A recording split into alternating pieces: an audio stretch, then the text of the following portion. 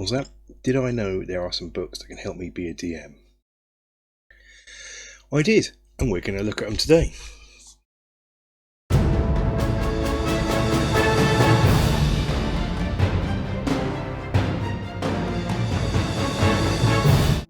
Hello and welcome to the Bat and Barrow. My name's Kev, and in this video we are going to look at a series of books that will hopefully aid in your GMing, DMing of a role-playing game. These are going to be random encounters, non-player characters, traps, puzzles and dungeons, and legendary dragons. These are available from Media Lab Books and are a brilliant set that will really help you out. We're going to look at them in the order I've just said there, because that's the order I got hold of them. And we're just going to flip through them and see what they contain. Not going to go, show you too much, because otherwise you can just use this video and not buy them. But we're just going to look through, have a look at a few things, see what sort of things they contain, and if they pique your interest. One thing I should note straight off the bat, they are really reasonably priced. Tenner, almost around the tenner, between 10 and 15 quid per book. That's a pretty cool price. So let's have a look at the first book. Let's have a look at the Random Encounters book. And this was actually given to me by one of my players, good friend of mine, one of my players in my D&D campaign. I didn't know if he was trying to tell me that my encounters are rubbish and they need spicing up, or that and this is most likely, that I love books like this and would really appreciate it, and it is the latter. So it was a really kind gift. Last year got it, and I thought we'd have a look at it. So the first thing I'm going to look at is the table of contents. Not only does it tell you what's in the book, but the table of contents in this book are fantastic, because they are tables, encounter tables themselves. So let's start here. So you've got a random encounter generator, and it goes, where should I begin? So you roll 1d4. Is this encounter going to be in a tavern, inn, shop or guild hall? You'd come down to here. 2 temples, tombs and crypts. 3 the great outdoors, and 4 homes, hideouts, labs and lairs. So you'd consult this. It also has a few more tables in there other than encounters. You have an efficient table, random NPC generator, really useful. Tavern generator if you need a tavern name, curse generator, etc, etc. So see, also got things like that.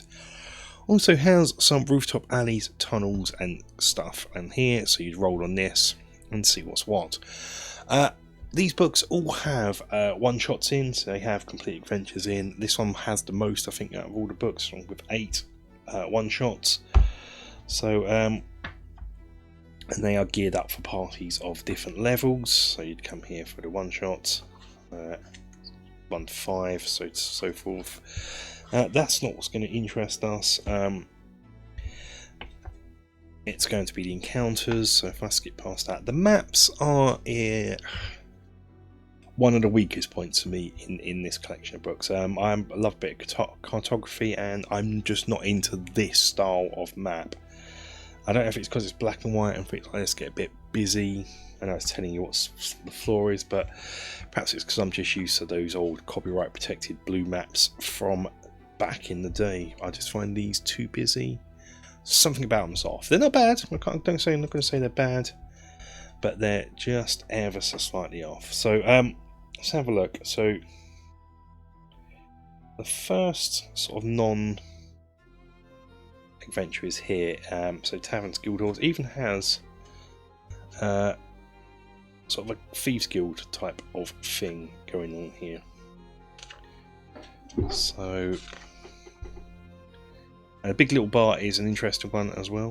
That's something good to look at. So this is a bar that's divided in 2 halves. Big people on one side, small people on the other half, and fights break out. It's great. The Wounded Rogue is a bar that is effectively where thieves go to get crest. So you have a good way to begin. So you can roll on this to see what's going to happen.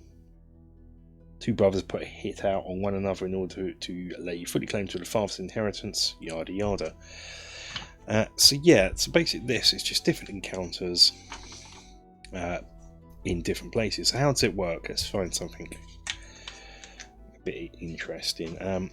Let's have a look. One, if you've been following my D&D campaign, you'll know that my guys had an island, and in that island, when they first went there, they met a father and son fishing. That actually came from here. I'm just trying to see if this is the one. I believe this is... Nope, it's not this one. I took it from here, Fishing Pier 166. So we'll look at that in more detail there, because if some of you might be familiar with it, and just see how this book works. So yeah, it's what you have when you go to, you sort of pick your encounter. So I wanted Great Outdoors, and I knew I was going to have a pier. I picked a fishing pier here, so I already knew that. I just pretty much dropped it in the 2D campaign. So it has your map, it has your key locations that are detailed here. Bit of background about it. So here, and then encounter variants. So what you can do, you can either use this and make up your own things around it, or you can roll on this. So I rolled on this and it was flooded. So I didn't do a lot with this. I just mentioned that in the game it was flooded to add this area that explains this area of pool here, and the ground further up here I made marshy. So yeah, so heavy rain can be ongoing. It wasn't, has caused much marsh of the marshland to flood. All the landing area is difficult terrain and mud. Yes, and that had that in there. And then what we did here, I rolled on. That's the appearance, and I rolled on and the encounter itself.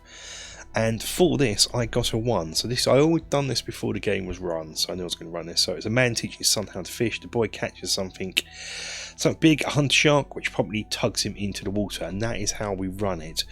We also had, they explored this afterwards, and in here, it went into a collection of skeletons, and I was planning on doing something with that, and I still am in the future. So that's how they all run. They just have a simple layout, numbered map, explaining the areas here, maybe a bit of extra information here, and then variant encounters. So you can use almost the same layout over and over again. Another one I used in my D&D campaign was the shops. When we first got into somewhere big, we went to they went to a shop, temple. I'm trying to find out what one is. Peerless Potions. They went to Peerless Potions at the start of, or during, I think it is War Rafts of Kron. I think I dropped this one in. So here it is. So here's the where they had some potions, and we had the little I think it was a halfling and Damon Cleese. So for this, I didn't really use any of this up here.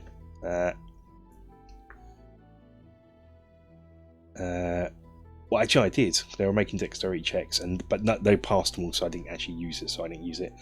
And then when they were making potions, and I may get them to do if you go back to that recap, I sort of went through this, and that's what they found.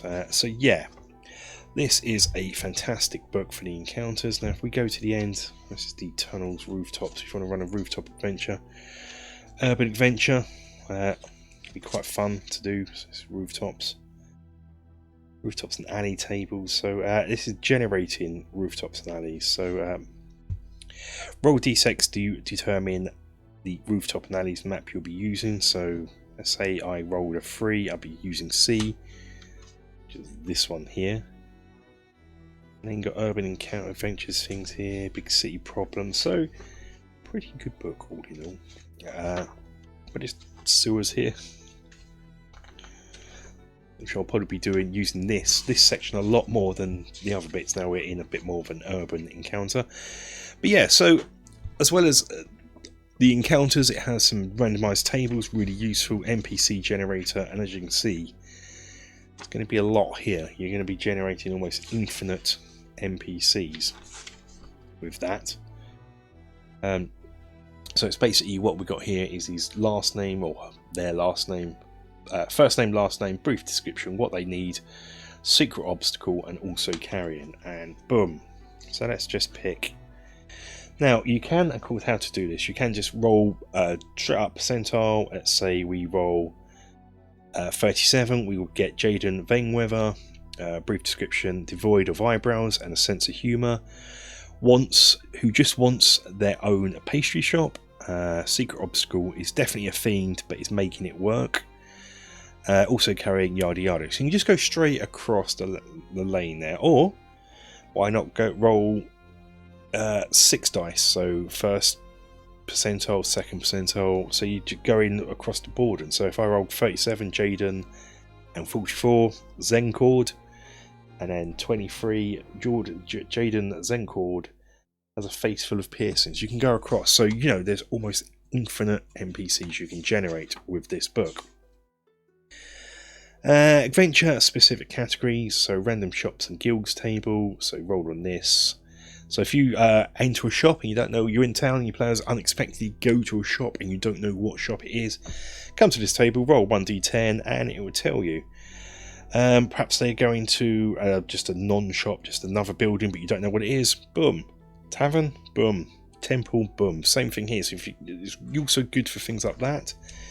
And if they do go to a tavern you haven't got planned, that's where this comes in. Now I've got my own tavern generator things. I like my theme to seaside and urban and whatever, but I did take some of the words from this. I went through and picked out ones and split out more into themed name tables, but still great for this. So again, roll 2d20 and we get 15 and 76. So your tavern would be the Quaint Bow, or we could just pick some numbers at random. The Harmless Lodge, you know, things like this. Great.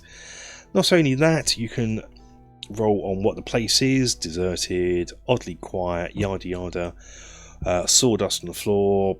It's even got its description here to help you flesh it out. Curse generator, much the same thing. Party makeup. So if they're encountering a different party, maybe. So that is the Random Encounters book. A fantastic book. Really love this. Highly recommended. Onto that, just before Christmas, I then purchased this, which is the Non-Players book. These are both by Jeff Ashworth. The covers are sort of themed different. So this one has dragon, this one has the Dragonborn. And so inside, what do we have? The content isn't a random generator anymore, it's just straight contents. We have our one-shots using the cast of what you find in here, but this is broken down into city, town, outskirts and outposts, and underdwellers. So it even caters for your if you're in the Underdark or what have you, and so forth. Each section is then further broken down all the same to common folk, nobles and leaders, law keepers and law breakers, oddball and outsiders, and random NPCs. So if we skip past the adventures, because that's not what we're here for really, we go to big city denizens for this one. If your players have gone to a big city and you're not too sure what kind of city it is, perhaps you haven't planned, they've gone left and you plan for them to go right, you'd come here and go, oh, this kind of city is it's run by a military force. Boom. And then they meet some people. Now most of these you'll notice don't have stats. That's because they'll use the sort of standard stats. So the common folk would use the commoner stat block. You could also use that for the nobles if you like, or for all of them that don't have stat blocks, or you could use the noble stat block that's in the monster manual. So these are basically all the same sort of thing. So they have a little description about it. A man who looks to be in his mid-40s. This is Tall Duffy McGill.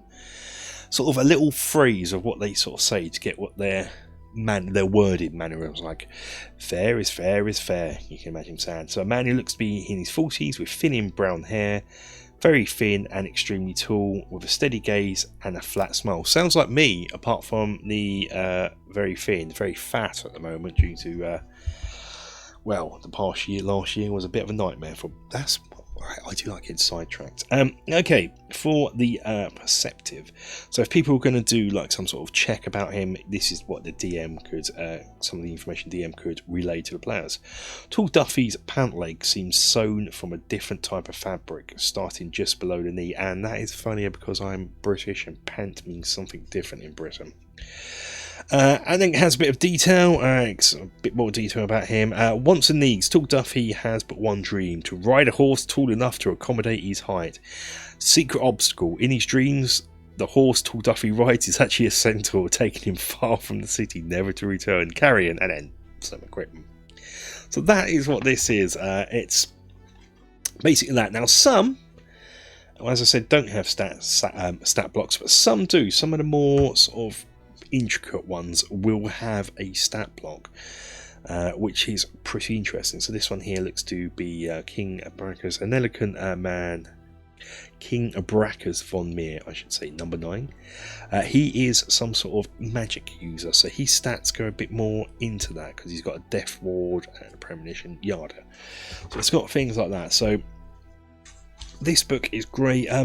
With these books, I don't think you read them from cover to cover. These are things you sort of skim through, dip through, see what's there, and just sort of remember it and flip through when you're planning. And whilst these are great for unexpectedness, random encounters more so than this.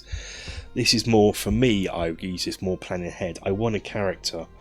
I mean, they're going to a small town, and I want a character that is, I don't know, let's have a look what we got on the small town. So small town, let's pick a common folk. So yeah, they're in a small town. I want to meet a common folk. What kind of character would it be? I don't know. I come to this and just see if I can get inspiration from this. You could of course definitely use this on the fly like the random encounters.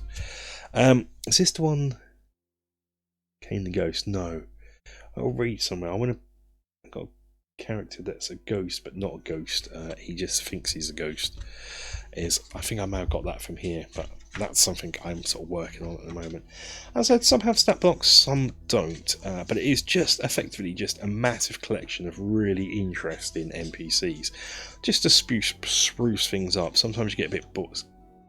My NPCs can get a bit samey, so great for that. So here is the NPC generators table, which is much the same as the one from the random encounters table.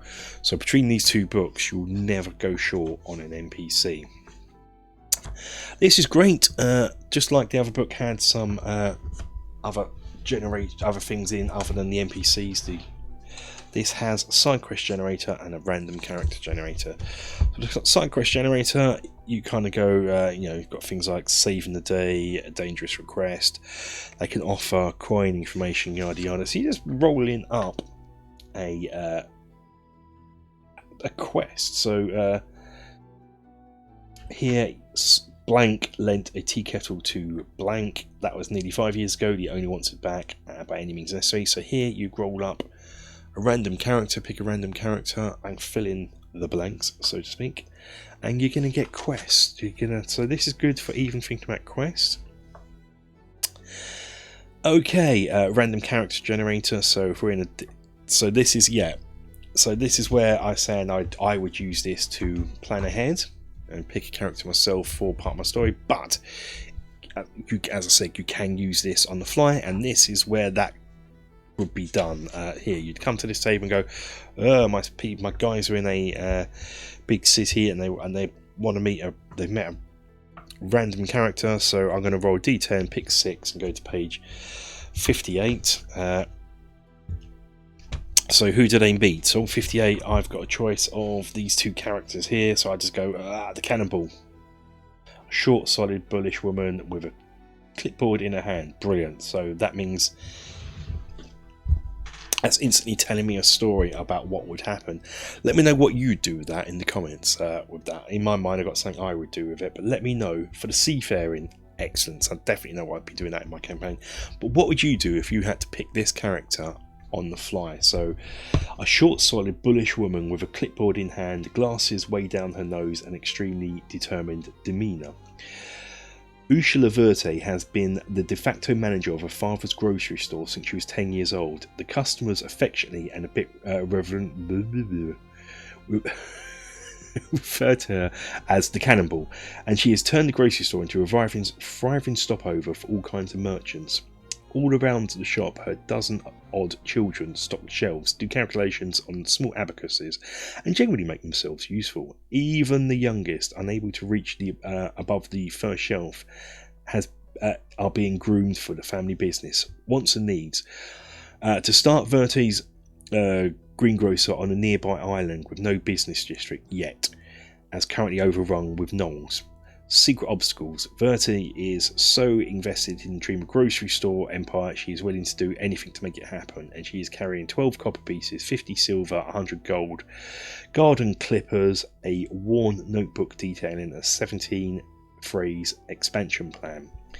Family? I have a corporation, so let me know what you would do with that in the comments down below. The encounter you would have run for your party. Next up, also by Jeff Ashworth, is Traps, Puzzles and Dungeons. I just got this for Christmas. This one I got for Christmas by my wife. A little extra sort of gift, which I'm really pleased with. I'm trying to find the contents. So here we go. Right, so we have the one-shots again, 3 of them in this one. This is split into Traps, Puzzles, Dungeon Chambers and the Random Selectors. The traps are split up into painful traps. These are designed to hurt rather than destroy your party. Still, some traps work too well. Deadly traps, they're going to really be deadly, as I said.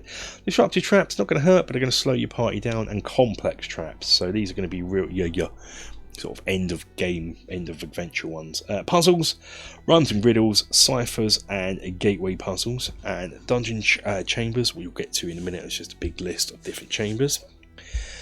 So let's go to painful traps and see what we got. So just go to the first one, Toothache. So, trigger and flavour, a narrow hallway lined with bushes on either side, also feature a beam that swings forward like a battering ram toward the heads of the trigger and creatures. Small creatures are immune to this trap because the log will go over them. I kind of like this. I can see this working in a forest environment as well as a dungeon. So it's got a description here to read to the players, and the result is what happens once they trigger it. If they're cautious, here's the investigating bit that tells you what they're going to need to do. Most of these are role based for the traps, so you know it's going to be DC 17 intelligence investigation check, and to spot it, and then disarming it is going to be likewise. So it's not going to be as they're quite straightforward, so you can drop these into your adventure at any time. Let's have a look at a deadly trap. I think somewhere as we get into the deadly one, let's have, yeah, similar things. So these are the deadly ones. It will drop you in here. Now let's have a look at disruptive traps, just to show you a bit how each of them work. 86. So disruptive traps, same layout. So once you've got used to it, it's really easy just to pick something and drop it in without worrying. The complex ones, which we'll look at here, are probably a bit more involved. This will also have a level for your party in there. So what this is going to be, there's going to be a lot more to it than just rolling. So it's a bit more, as it says on the tin, it's a bit more complex. So these are probably best read ahead of time rather than sort of necessarily pick them at random. Or if a trap is coming up, have a break so you can quickly read it, pick one and read it. Puzzles. Let's have a look at the puzzles. Here we go. So rhymes and riddles are exactly that. I'm not going to read these out because I don't want to spoil them. They are rhyme, answer. And then sometimes I have a scenario in where this could be used. Ciphers are, well, they're exactly what it says. They're things you have to solve and decipher, really. Almost code breaking these, but with nice little ways. So And gateway puzzles. So what this is rather than just having a locked door, why not put something else in the way of the player? So rather than find a key, these are going to block their way. There's sort of things like this. So again, a lot of these will have a solution and maybe a difficulty rating to make, where you can either just, if their party can't roleplay it, you can just roll the dice and see if their character does it, or maybe roll the dice and to give your party a clue, kind of thing. Next up, we have the dungeon section. So it's quite cool. This will have lots. Again, the maps are the same as the random encounters, but ho hum. These are different chambers you can use in your game, and again, it's much like the random encounters, where it's set up with description, breakdown of the areas, and a variant encounter you can roll on to see what is occupying this. So each time you can use the same chamber effectively, tweak the layout a bit if you want to, but have a different thing going on in there. And there are a lot of these, so you can either, which we'll do in a minute, use this to generate a random dungeon, or if you're stuck for what you want in your dungeon you're creating, you can perhaps refer to this. At the back, as usual, is the random selector table, like random tables. This one is the so if you don't want to know what trap you want, you can pick a random one. Random trap, so it's a painful trap, deadly trap, disruptive trap, and complex traps. So boom. Then once you've picked that, so you roll 1d8 to pick what type of trap. Let's say I got 2, a painful trap. Painful traps 2. I then come down to this table here, and I will roll 1d8 again, see actually what the trap is. So even that is fantastic. That said, I'd probably want to read all the complex traps before I run them. But to be honest, I kind of read most of these before I run them. But ho hum. Random puzzle producer, similar principle. It's just, picking something and rolling multiple tables to get your puzzle.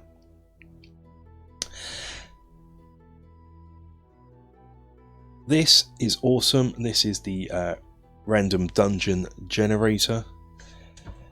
So this is how you're going to connect, roll a dungeon. So roll on table 1, 2, 3, 4, 5 for table 1. So this will pick the chamber, connecting the chambers. This is rolling hallways and connections, and the big finish, what is at the end of this dungeon. So it even has the bosses. Entrance tables. This is the entrance. So you roll dice. Perhaps you're in the wild and your party come across a dungeon you hadn't planned for. Boom. You can see, like here, a door shaped like an ancient dragon's egg. Yada yada yada. I won't go into too much to spoil it. And then so we connect them with this, which is, it can be hallways, corridors, curved corridors. It's fantastic. It is great. So there, you can even generate a complete dungeon with this book. Next up, and finally, is the Game Master's Book of Legendary Dragons. Now, this is not written by Jeff Ashworth. He does the afterward on it. Has a foreword by Luke Gygax, and so this is, as you expect, dragon based. Now, the first thing we will notice on the cover here is that is colour rather than inked in, and indeed this book, whereas the others are largely monochrome, is colour. So what this is, it is a whole list of different interesting dragons, from undead dragons to where is he, owl loving bronze dragons, which I forget where he is, somewhere here. Why can't I find him? If you hear a noise in the background, that is my cat who's just decided he wants to be really playful and meowing. And so we have different dragons. These have lovely full colour pictures of the dragons. They have full stat block, background information. So whilst you can just use generic dragons in your games or in the monster manual, why not take it up a level and have interest in dragons? So it's almost a book of NPC dragons. Glitz the Rapscallion. Here he is, look at him there. He's the bronze drinking dragon. I knew where he was. I'm glad we found him. There you go.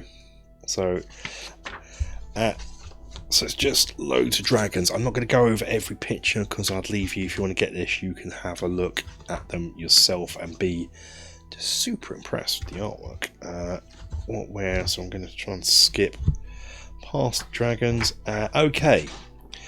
And then we have a section on the realm of dragons. Now this is awesome. This is something I'm incorporating into my game as well, because dragon riders, there is a dragon rider class in here. So here it is. So different levels, what you can do. You get a dragon companion. You can become a dragon lord of Mystara, or I guess dragon lance if you're into that as well.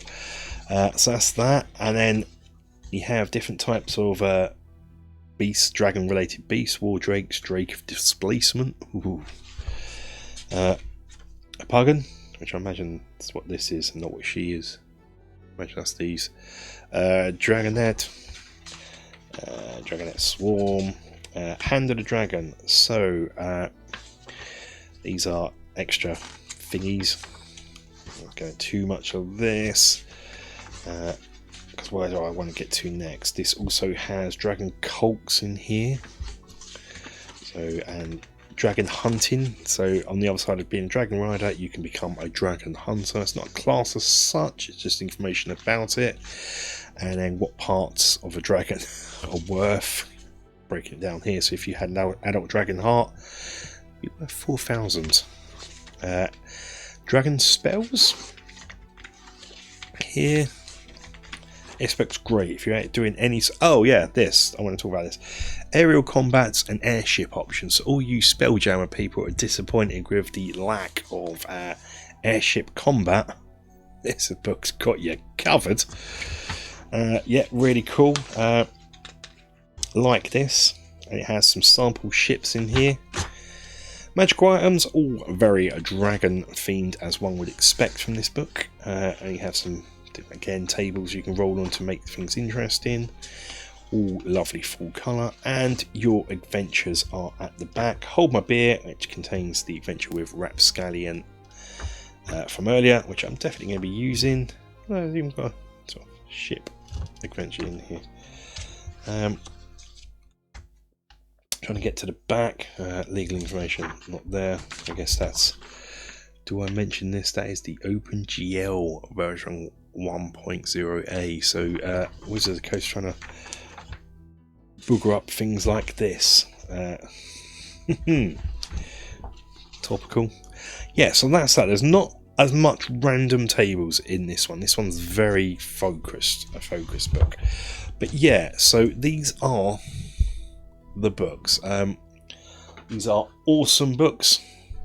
Really, really awesome books. I think you know what I'm going to say here, that I do highly recommend these. These are so good. I think this one's probably more expensive than the others due to its colour nature. But yes, I've waffled on for about half hour on these. I'm going to take a break now. I hope you can see just by... So yeah, this isn't, I should have said this at the beginning, so it isn't sponsored. I haven't been sent these by the thing. I bought these, as I said, got gifted this one by a friend, bought this one myself, and these was a present for Christmas, these two here. And I love them. These are going to get a lot of use out of them. This one already has been used a lot in my D&D adventure, my campaign, and these are about to be done likewise this year. Yeah, that's it. Is there any other books you would like me to look into, give my opinion on? Let me know down below in the comments. Until the next video, guys, stay safe, take care, bye bye.